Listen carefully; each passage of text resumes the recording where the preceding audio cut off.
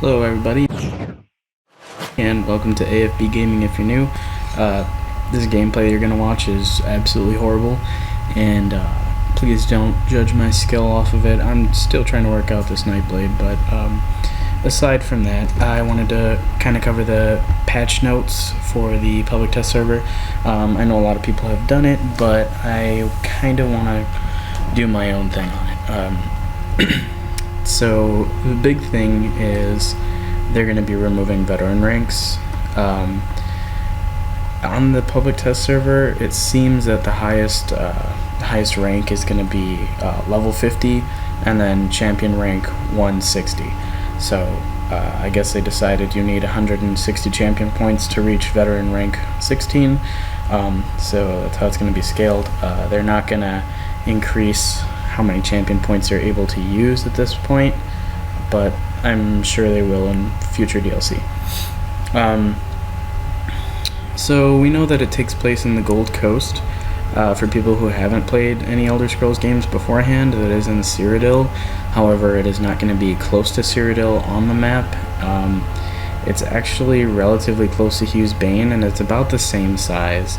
So if you wanted a big thing like Hrothgar, this is probably not going to be good for you.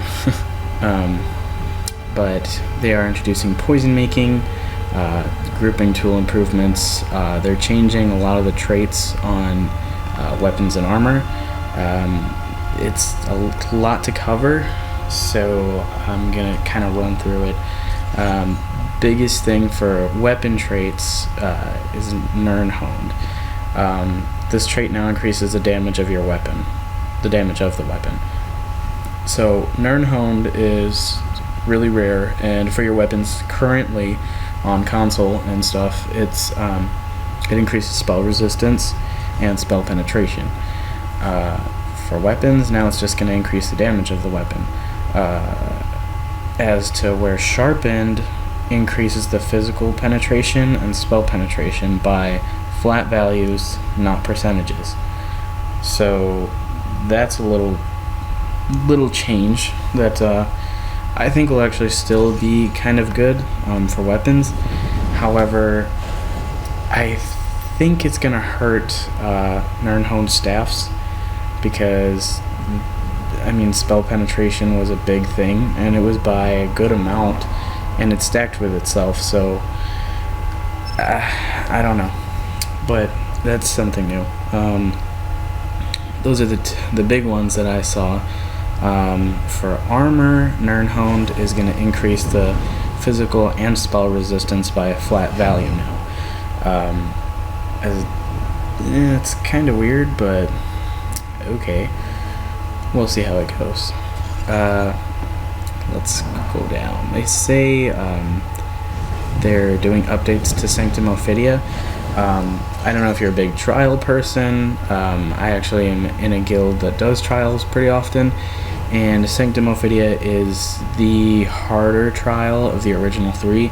Maw of Lorcaj, you could argue that it is harder. It's definitely different, but I don't know why they picked Sanctum Ophidia versus Maw of Lorcaj changes, or why not all three trials. I think it might be for later DLC, because that would be a good thing to do, and it would make sense. They are introducing craft bags for ESO Plus members, so that's a thing now. I thought it was just a rumor, but definitely a thing. You'll be able to purchase character slots, and you'll have a new dye called Viridian Venom. You gotta learn all the alchemy traits on the new reagents introduced with poison making to get that. So if you're into alchemy, awesome. I'm not into it, so I won't really like it. We got nameplates, so you could probably see your character's name rather than your gamer tag, which I actually kind of like. It really puts more emphasis on the role-playing part of the game, rather than just trying to be the best at it like most people are nowadays. Harvesting nodes, they've changed them some. I'm not 100% sure how, because that wasn't the first thing that I did on the public test server. I'll definitely let you guys know how it changes. But let's see. we're going to go down to, what's it called? The class balances. That was a big thing, because you're going to be hearing people like, oh, you know, they buffed stamina builds, or they nerfed this, or, you know, Dragon Knight, all their abilities are poison now, and, you know, it's not true, because those people probably never even read the patch notes and probably just watched a video like mine, or probably someone who's more well-known than mine, but whatever. So here we go, Dragon Knight. To the Ardent Flame, Burning Breath morph is renamed to Noxious Breath, and it deals poison damage instead of flame damage now.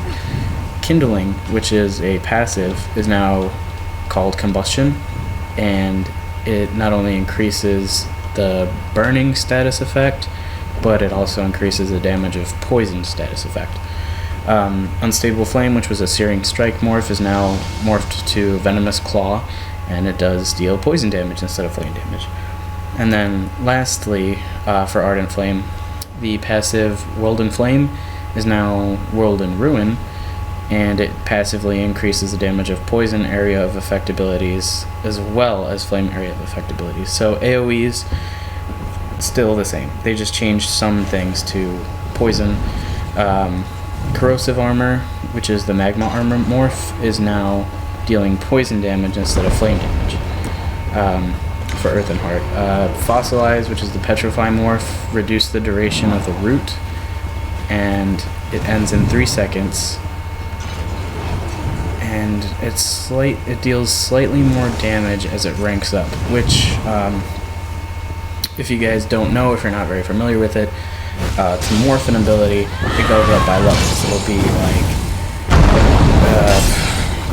Magma Armor 1, 2, 3, 4, and each time it'll do more damage, and then once you morph it, it doesn't stop there. It still goes to like the morph name, and it'll go 1, 2, 3, 4, and it'll do more damage as it scales up.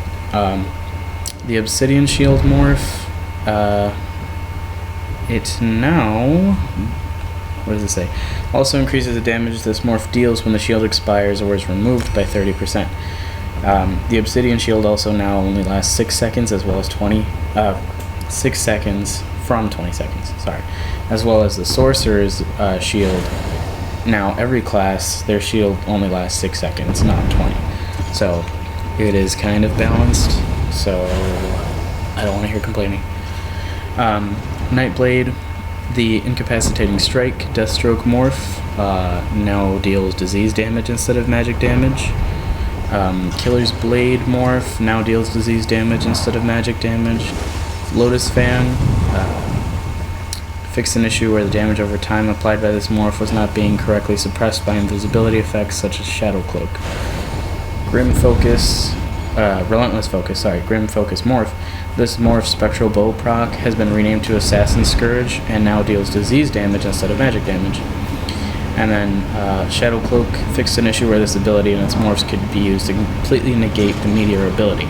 If you don't know, in PvP, Nightblades kind of have a slight advantage right now because they can kind of cloak out of certain moves, and as you've seen in the gameplay, there's a couple of times where I did it. You know, I got hit with a spear, but I used the cloak and I got away with it in my chest. I don't know how that works, but I guess they fixed that in the upcoming patch notes. They did a lot of changes to the Daedric summoning for a sorcerer. My guess is because nobody really uses the pets anyway, so they just kind of wanted people to use them. And personally, I was thinking of making a pet build, and I have a great idea for it. However, as you can tell, I don't always have the time to make videos and builds, and much less play, because whatever. But anyway, I'm digressing, sorry. So we have Absorption Field, the Negate Magic morph, redesigned so now it heals you and your allies standing in the area of effect, in addition to stunning or silencing the enemies. That's Absorption Field. Suppression Field, which is the other morph, now damages enemies standing in the AoE, in addition to stunning and silencing them. So what that means, the silencing, is when you put that bubble up and you can't use any of your magic abilities, and you can use some stamina abilities, That's what that is. I actually think that's going to be really cool, and could definitely change a good PvP moment. Before everybody rushes into the keep, you just pop one of them up. That's going to suck. Daedric Summoning, yeah, like I said, they have a lot of changes to that. Bound Armor, this morph no longer permanently changes your appearance when they're toggled on. Instead, they display a brief visual effect when toggled on. Empowered Ward, the Conjured Ward morph, reduce the duration of this morph to 8 seconds from 20 seconds. Thundering Presence, which is a lightning form morph, renamed to Hurricane, and they redesigned this morph so it now increases the size and damage of the periodic effect the longer it is active, increasing up to 225% more damage and up to 9 meters in size. It also now deals physical damage instead of shock damage, so that's pretty good. As far as Templars, for the Aedric Spear abilities, the Burning Light passive, it was huge because it would change, it would go off of magic damage. It would have a chance to do magic damage. But now it goes off of weapon damage or spell damage, whichever one is higher, respectively. Power of Light Backlash morph. This morph now deals physical damage instead of magic damage. And then we have Restoring Light, which is the cleansing ritual. This ability now always removes 2 harmful effects from the casting Templar as a baseline effect, increased from 1 harmful effect, which is cool. The Extended Ritual, which is the morph, increases the morph's duration to 18 seconds, 20, 22, and 24, ranks 1 through 4, respectively, versus where it was 16, 18, 20, then 22. So it is kind of a buff, I guess, but it's for healing. I'm a Templar. My main character is a Templar. I'm not really into healing, so this doesn't really affect me that great. Focused Healing. Renamed this passive ability to Sacred Ground. This passive ability has gained a new effect. In addition to providing the major mending buff, it now reduces movement speed of enemies by 15 to 30% whenever they stand in your Cleansing Ritual, Rune Focus, or Rite of Passage area of effects. I think that's actually really good. If you're doing a healer in PvP and you pop one of those up, and it's a pretty decent sized thing, the Purifying Ritual anyway. So if you slow someone down and your guys are getting healed inside of it, you could take that guy out. I think it's pretty cool. Let's see. Purifying Ritual, Cleansing Ritual morph. Renamed this morph to Ritual of Retribution. In addition, we redesigned this morph so it now damages enemies in its area of effect every 2 seconds, the same amount that it heals allies. So that's pretty good too. Depending on, if your heals are good, your damage is going to be good too. So look forward to that. Rushed Ceremony. This ability and its morphs no longer heal allies through walls or other line of sight blockers. I guess that's okay. Not that big of a deal. I'm going to go into the weapon changes that they're doing. Now, man, we're going to go off into two-handed because this is a big one for me. Executioner. Redesign this morph so it no longer passively increases the damage of all two-handed abilities while slotted. Instead, it increases the scaling bonus damage to low health targets to a maximum of 350% at rank 4, 335 at rank 1. So, I mean, that's pretty good. 350% because it was at 300%. So now we have even more damage as an executioner. Let's see. Increase the damage over time from the ability of Cleave and its morphs by 20%. Forward Momentum, which is a momentum morph. Increase the duration of the snare and immobilization immunity provided by this morph to 5, 6, 7, and 8 seconds, ranks 1 through 4, versus 2.5, 3, 3.5 seconds. Forward Momentum, that's good. I still like Rally though. Reverse Slice, which is the Reverse Slash morph. Increase the splash damage percentage from the morph to 59, 61, 63, 65% ranks 1 through 4, whereas it used to be 41, 42, 43, and 44%. It's pretty good.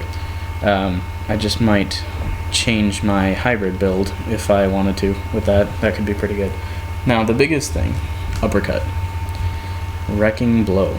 The wrecking blow that everybody hates for some reason.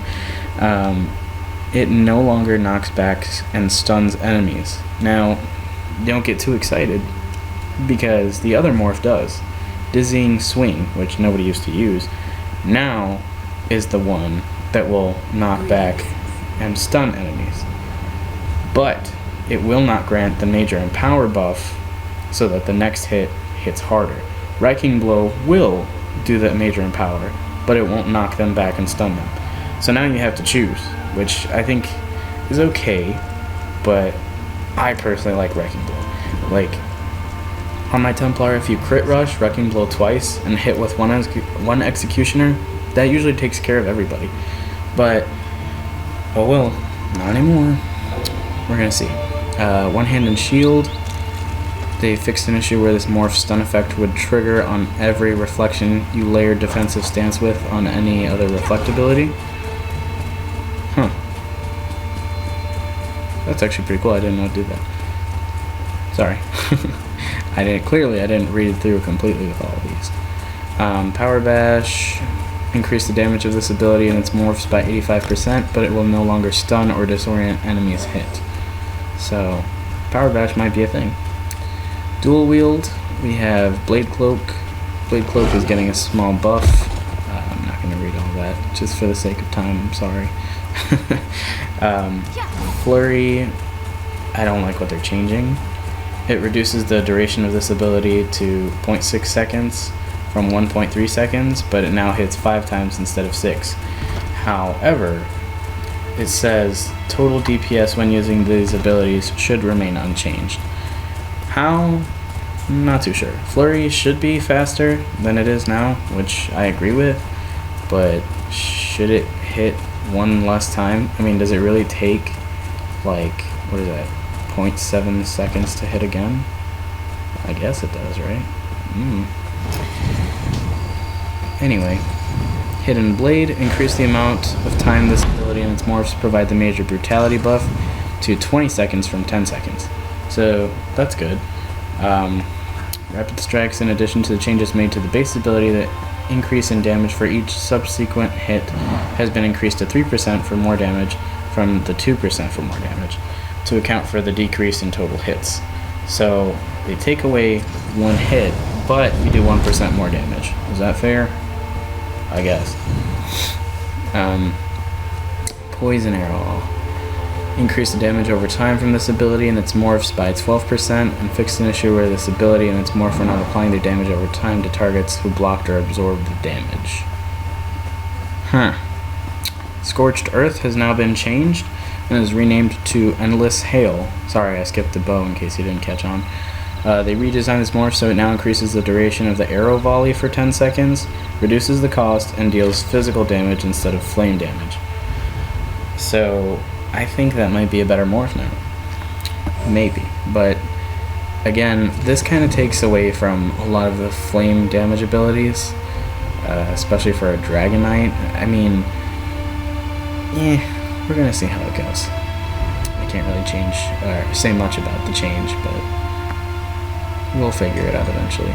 They did a lot to heavy armor, but I really want to get into the changes that they did with Vampire and Werewolf, because they really excited me about that, and you'll see how I feel about it in just a second. But anyway, heavy armor, they changed it.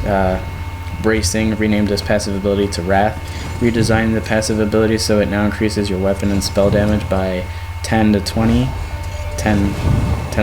for 6 seconds after taking damage at ranks 1 and 2 respectively, stacking up to 10 times.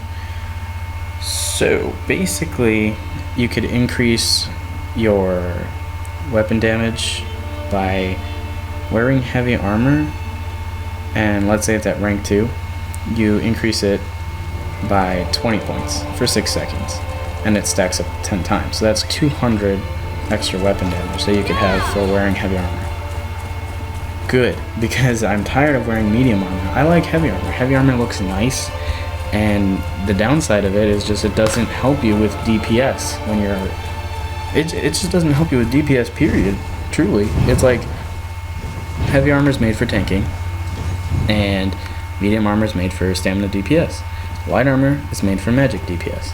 It would be cool if either magic or stamina DPS could possibly switch to heavy armor so that they're not super squishy and still be able to do some type of damage.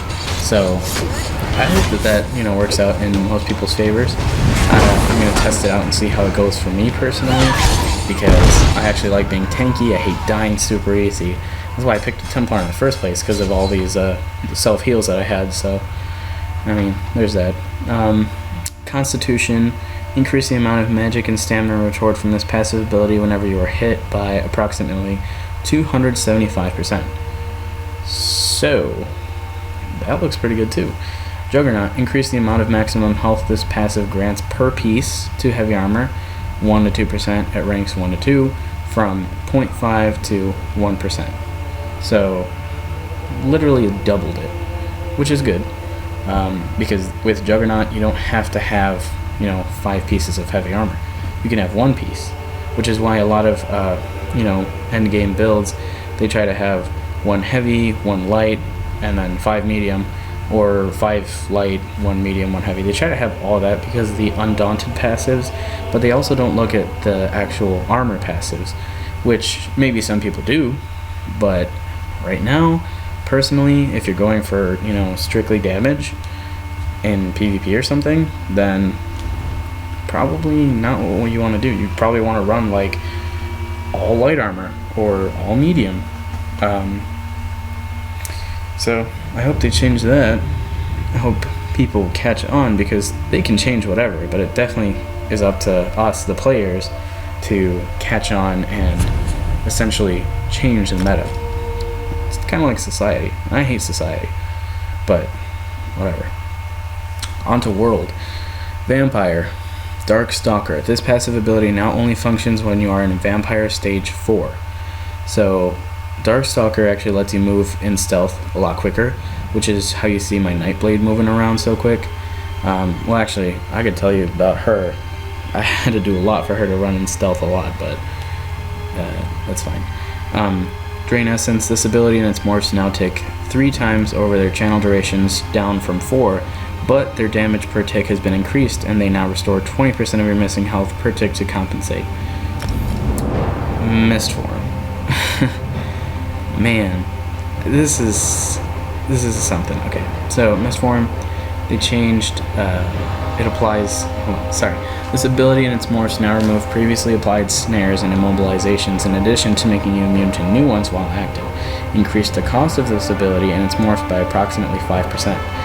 Updated the tooltip for this ability and its morphs to indicate that it has always disabled your magic recovery while active. Poison Mist, Mist Form Morph. Renamed this morph to Baleful Mist. In addition, the changes made to the base ability, this morph now ticks and deals damage every second instead of every 1.5 seconds, causing it to deal damage 1 additional time over its duration. This morph now deals magic damage instead of poison damage.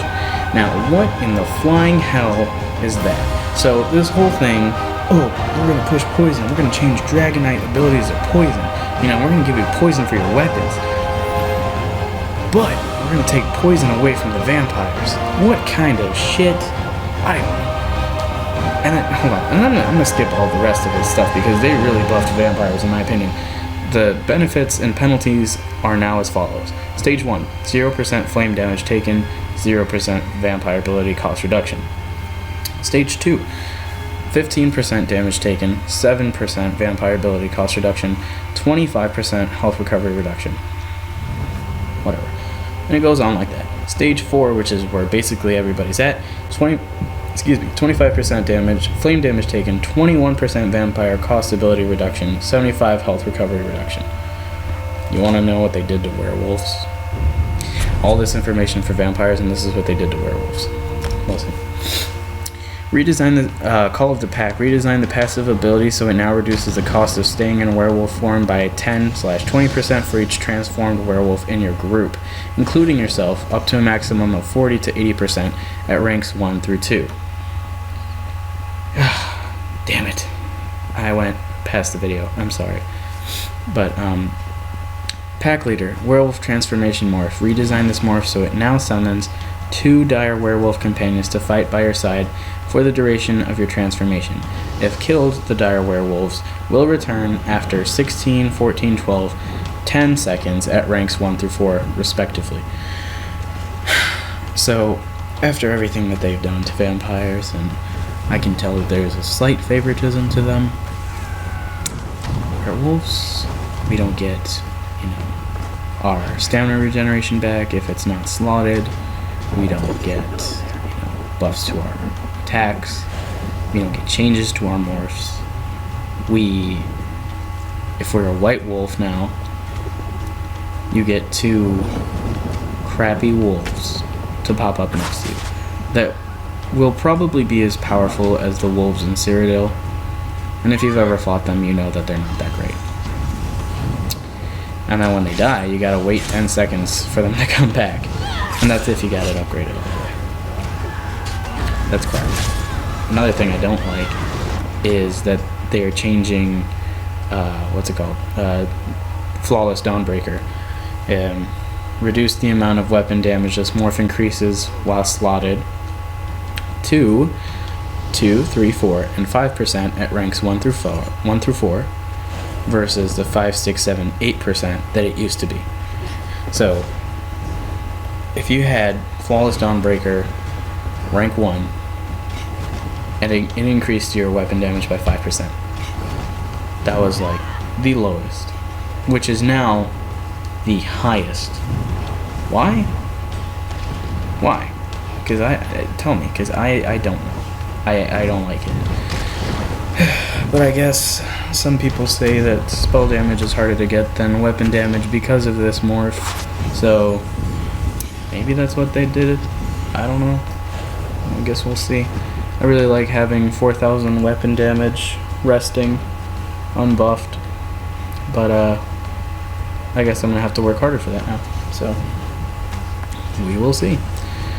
There's a whole bunch of other changes to the rest of the skill lines. Magic of Detonation, Proxy Det has been nerfed. It's been nerfed a little bit, but they also changed it a little so that it's not completely useless.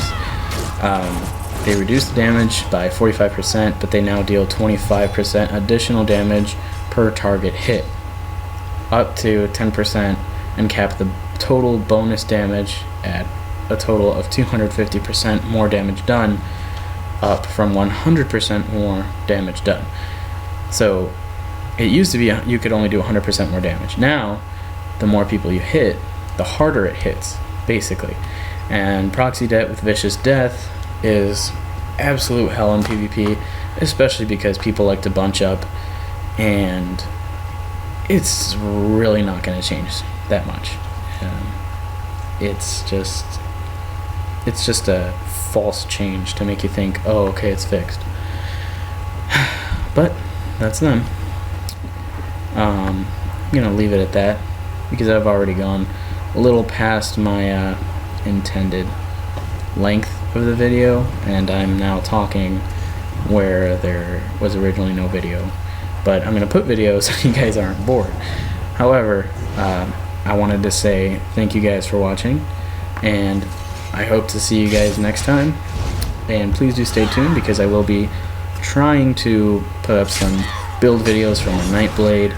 I really want to do that Diseased Dragon Knight build, and I actually might even just make that build incorporated into my Nightblade, especially because they're all going to be champion rank 160 in their stuff anyway, so we'll see how it goes.